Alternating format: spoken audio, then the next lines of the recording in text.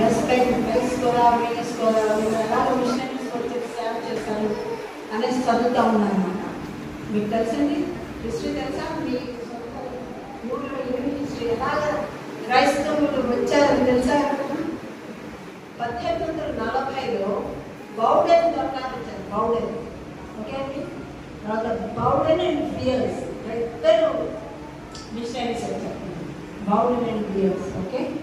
వాళ్ళు ఆడవాళ్ళు వచ్చేసి వాళ్ళ వైఫ్స్ ఏం చేశారు తెలుసా? ఆడవాళ్ళకి అప్పుడు ఏమి అసలు చదువు లేదు. 19వ శతాబ్దం సంగతి చెప్తారు. ఇక్కడ ఉన్న వాళ్ళు ఈ యొక్క ఊళ్ళో ఈస్టర్న్ వేసుకోవాలంటే చదువు ఆడవాళ్ళకి లేదు. గొడవ చాలా తక్కువ అనుకోండి. కానీ తర్వాత ఒక పెద్ద ఫ్యామిలీ వచ్చేసింది, కరువు వచ్చేసింది.